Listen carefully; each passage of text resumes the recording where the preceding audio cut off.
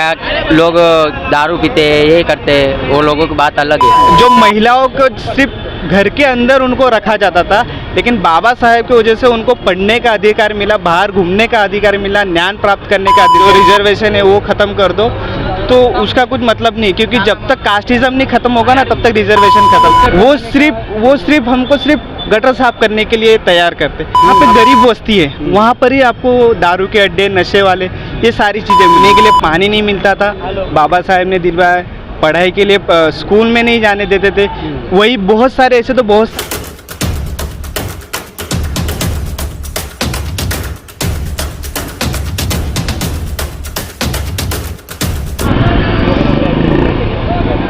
नमस्कार साथियों, मेरा नाम गिरिजा प्रसाद। अब देखना शुरू कर चुके बदलते भारत। इस वक्त हम लोग मान दरवाज़ा पे हैं। सूरत सिटी के जो मान दरवाज़ा है वहाँ पर, खासकर गुजरात में पड़ता है। और बता दूं कि यहाँ पे हर साल की तरह इस साल भी लोग यहाँ बहुत से लाखों से लाख जनसंख्या में उपस्थित होते हैं और हो रहे हैं। जितना शाम होगा उतना ही यहाँ पे धूम धड़ाके होगी, यहाँ पर कार्यक्रम होगा, गीत संगीत की प्रोग्रामें होती हैं। आज बहुत धूप लग रहा है, लेकिन यहाँ पे कुछ छाँव में लोग खड़े हैं, उपस्थित हैं। वैसे मैं कुछ बात करना कोशिश करूँगा कि आखिर वाकई में माहौल क्या है। पहले अपना परिचय दीजिए। मेरा नाम राहुल मैनाले है।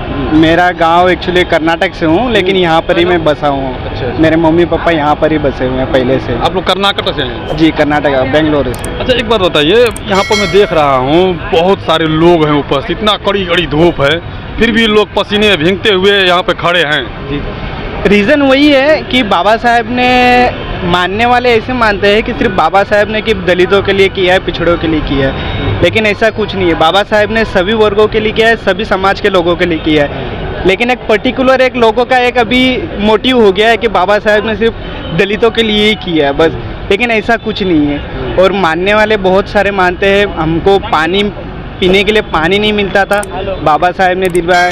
पढ़ाई के लिए स्कूल में नहीं जाने देते थे।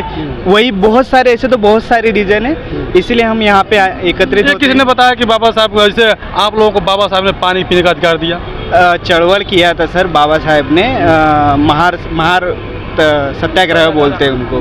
तो वहाँ पे हमको मतलब पानी छूने के लिए हमको देते नहीं थे, जो मटके से नीचे उतारते थे फिर हमको पानी पीने के लिए मिलता था। तो वो सत्याग्रह करके उन्होंने खुद वहाँ पे जाके पानी पिया था, और तब से फिर सबको हमको पानी पीने का भी अधिकार मिला। अधिकार मिला। अच्छा, मतलब आप लोग युवा हैं और तमाम सामने जो पीछे में हैं देख रहे हैं युवा ही हैं। ऐसा नहीं लगता है कि युवाओं कहीं कहीं गलत भटक जाते हैं, गलत रास्ता पकड़ लेते हैं नशे के धूत में? क्योंकि देखिए बाबा साहेब ने जो कहा था और उससे ज़्यादा कहीं लोग नशे की ओर जा रहे हैं। नहीं, इसमें भी सर जी एक राजनीतिक है।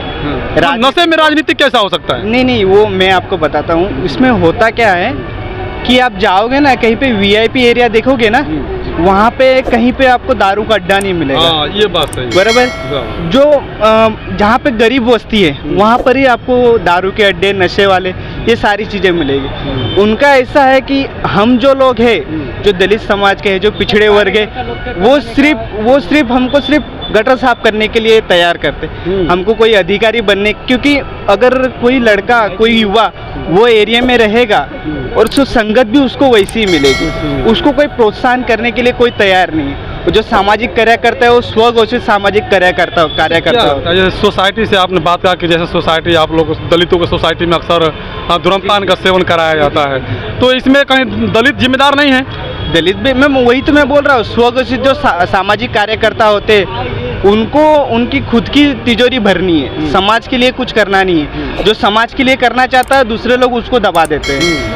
तो कहने का रीज़न यही है कि उनको समझना चाहिए कि हमारी पीढ़ी जो जा रही है उसको रोकना चाहिए, और उसके ऊपर अच्छे से अच्छे लोग, जो मतलब जो अच्छे बिजनेसमैन हैं, वो आके उनको समझाए कि आप ये गलत रास्ता है, आप सही रास्ते पे जाइए। लेकिन ऐसा कुछ हो नहीं पाता है, बस इसीलिए अपना समाज पीछे है बस। अच्छा, आप कर्नाटक से गुजरात में आकर बसे हुए हैं, रह रहे हैं यहाँ पर, यहाँ का माहौल कैसा लग रहा है?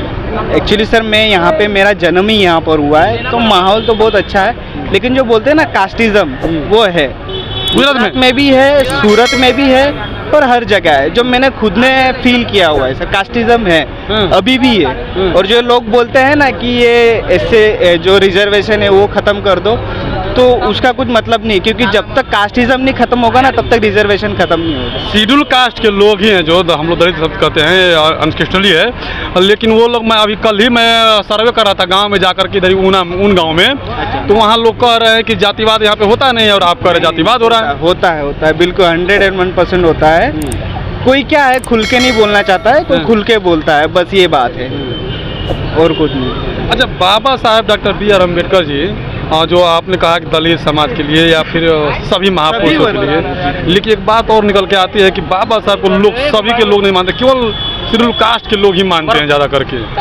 तो रीज़न मैं वही बता रहा हूँ, क्योंकि बाबा साहेब ने जो शेड्यूल कास्ट के SC/ST का जो ये दिया है, एक्ट दिया है, वही रीज़न है कि बाकी के लोग बाबा साहेब को नहीं मानते।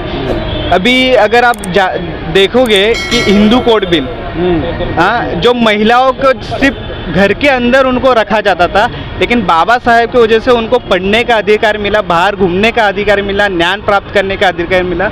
लेकिन ये गलत होता है कि महिलाएं भी उनके लिए कुछ अट्रैक्टिव नहीं है उनकी तरफ। अच्छा, अभी मैंने कुछ महिलाओं से बात किया तो वो बाबा साहब को जानते ही नहीं, खाली क्या जानते कि हाँ संविधान लिखे, इसके अलावा कुछ नहीं जानते वो लोग।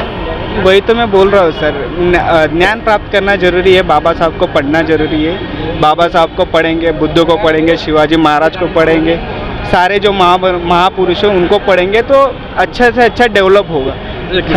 आपका क्या नाम होगा? करण।